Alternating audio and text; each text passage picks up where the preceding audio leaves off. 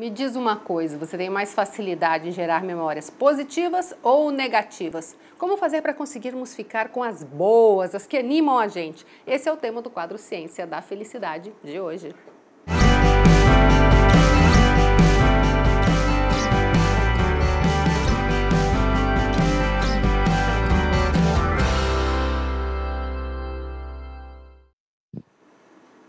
Bem-vindo, Lucas. Obrigado, Elaine. Bom, a gente às vezes passa por situações ruins, boas, claro, e às vezes acaba marcando a ruim. É uma tendência da gente isso? É uma tendência. O nosso cérebro ele tem, por tendência, marcar as experiências que podem nos causar dano. Isso é uma forma de se proteger. É uma forma de que você não passe novamente por aquela experiência de novo. Porém, a gente tem como trabalhar ele para que ele guarde as experiências boas. Por quê? Muitas das experiências negativas que nós vivemos hoje não são experiências que causam dano, mas nós focando na experiência positiva, nos focando na experiência positiva, a gente tem um índice de assertividade na nossa felicidade muito maior. Então é importante que a gente saiba que as experiências negativas, elas têm a importância quando elas são colocadas para nos proteger, mas que no nosso dia a dia a gente pode criar experiências negativas por não estar observando o lado bom das coisas. E aí nós geramos uma memória que não é tão positiva assim. A memória positiva é extremamente importante. Às vezes a gente fala, criei trauma disso, não posso lembrar naquilo, que já passo mal, tal. É possível reverter isso? Com certeza. A gente tem o que a gente chama de neuroplasticidade. O cérebro ele é capaz de se adaptar. E, às vezes, nós fazemos isso de forma forçosa. Um exemplo. Há algum tempo atrás, eu dizia para as pessoas, eu não consigo trabalhar de manhã, é muito difícil. Eu fazia até cara de dó para falar, não consigo, é tão difícil, me dói tanto trabalhar de manhã. E aí, minha esposa arrumou um emprego onde ela tinha que trabalhar às 7 da manhã. Então, precisávamos trabalhar às 6. A gente saía de casa, eu colocava uma roupa, saía de casa. Acordava às 6, descia escada, levava ela no trabalho, voltava, subia escada e estava acordado. E conseguia trabalhar bem de manhã. Então, como que a gente cria certas crenças que são limitantes, da mesma maneira que a gente as cria, a gente é capaz de removê-las. Isso é neuroplasticidade, é a capacidade de você pensar. A PNL diz muito isso, né? A programação neurolinguística é você falar com o seu cérebro e falar para ele assim, olha, você é capaz de fazer isso aqui. Você está só com preguiça mesmo de trabalhar de manhã. Ou seja, é um chamado de atenção para a gente mesmo. Exatamente. Era só uma preguiça ou uma falta de programação. A partir do momento que comecei a trabalhar de manhã, comecei a dormir mais cedo, automaticamente. Então, os hábitos podem ser mudados? Podem. Principalmente, é possível cultivar hábitos positivos quando nós geramos memórias positivas. Pela primeira vez, trabalhei de manhã, foi bom? Nossa, que legal, vou fazer isso de novo. Fiz segunda vez, terceira vez, na quarta vez já se torna natural. Deu tudo certo. Deu tudo certo.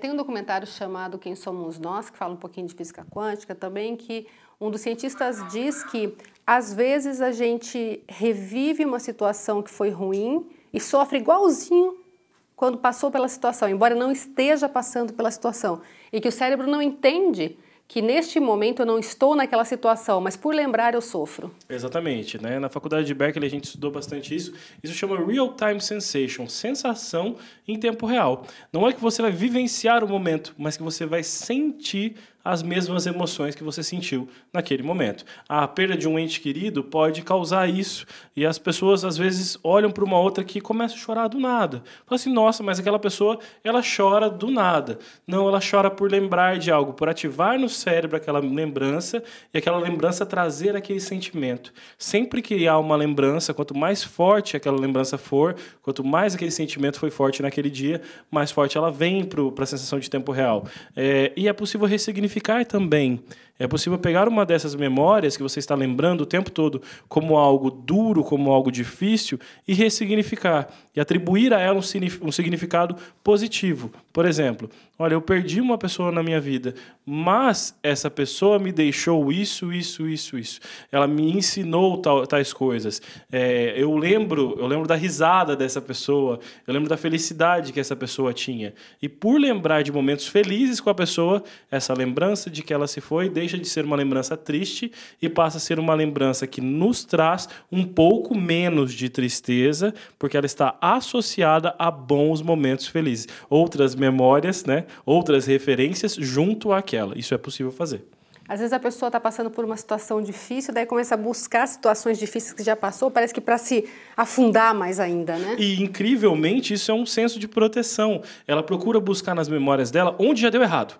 Então ela começa a buscar, já deu errado nisso, já deu errado naquilo, já deu errado desse jeito, já deu errado desse outro jeito também, já deu errado desses 256 jeitos, então eu não vou fazer nenhum desses jeitos. Ok, ela não achou o jeito certo de fazer. Ela achou todos os jeitos errados que ela já fez.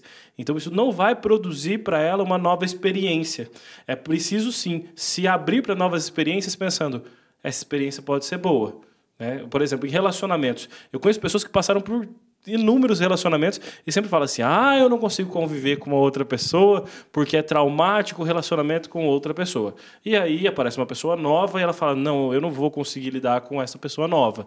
Porém, essa pessoa nova consegue lidar com ela. E aí ela se liberta daquilo porque aquela pessoa nova mostra para ela que ele é diferente, ou que ela é diferente. Tem que desapegar um pouco. Exatamente. E a partir do momento que ela se abre para esse relacionamento, ela consegue ver no outro uma possibilidade diferente das outras que já tinham existido. Então, muitas vezes, se abrir para o novo, porque o novo pode ser extremamente interessante e feliz. E tem aquela coisa que você fala, a pessoa é muito poliana, quer ver o lado bom de tudo. Mas existem pesquisas que dizem que quem vê o lado bom até vive mais, né? Existe uma longevidade maior. Foi visto que as pessoas que guardam memórias boas, elas mantêm um estado mental salutar por mais tempo.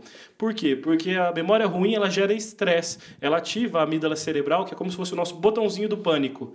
E você acaba entrando em pânico novamente. Mas quando você entra em pânico e você é novo, o seu corpo consegue lidar bem com isso. Quando você entra em pânico e você já tem uma certa idade, o seu corpo sofre muito com isso. Aquela dor nas costas, que era quando você lembrava aos seus 20 anos de idade, é uma dorzinha, ela passa a ser uma dor crônica e fica durante meses. Então eles viram que a saúde mental da pessoa também era trazida pelas memórias positivas. Então tem que acordar de manhã e falar assim, cérebro, hoje você me guarde somente as coisas boas.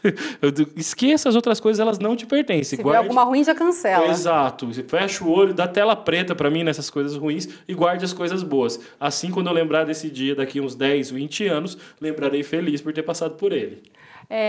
Tem um filme chamado A Vida é Bela, que já ganhou Oscar, inclusive, que o pai está num campo de concentração e tem um filhinho junto que ele leva e ele tenta fazer daquilo um game para que o menino não descubra que ele está na iminência de morrer, né? Numa situação complicadíssima.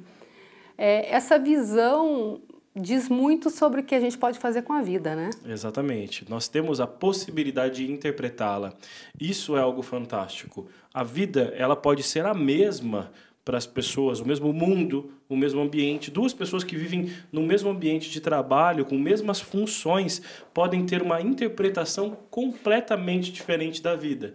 Então, a vida ela te dá a oportunidade de interpretá-la. E a interpretação que você faz dela está ligado aos referenciais que você tem interno. Então, quais os referenciais você tem colocado na sua vida? Hoje eu fiz uma postagem no Facebook dizendo assim, obrigado, porque no meio de tanta gente cheia de ódio, de rancor, perto de mim eu tenho tanta gente doce. Eu sou tão feliz por ter tanta gente doce perto de mim.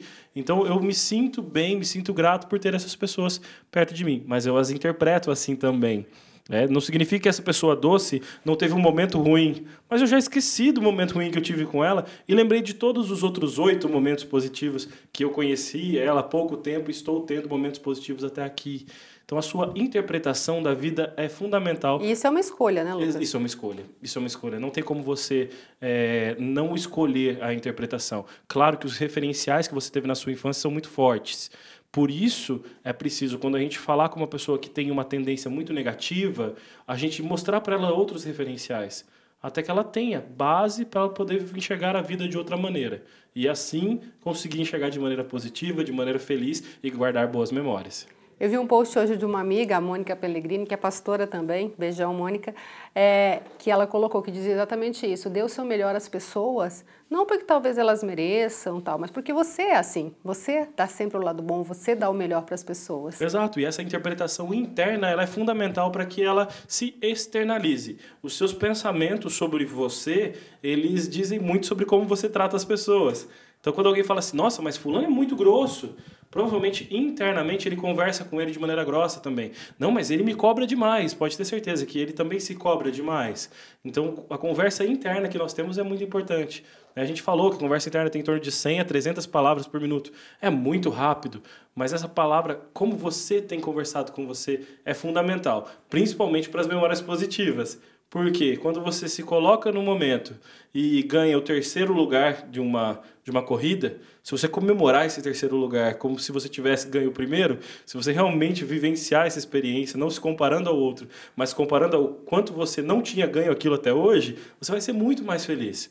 Né? Não é comparar o que você conquistou com o que as outras pessoas conquistam. É comparar a sua conquista com aquilo que você ainda não tinha. E aí você vai ser feliz por isso. Muito legal. Que a gente possa ser mais feliz e ter mais memórias positivas. Exatamente. Né? Obrigada, Lucas.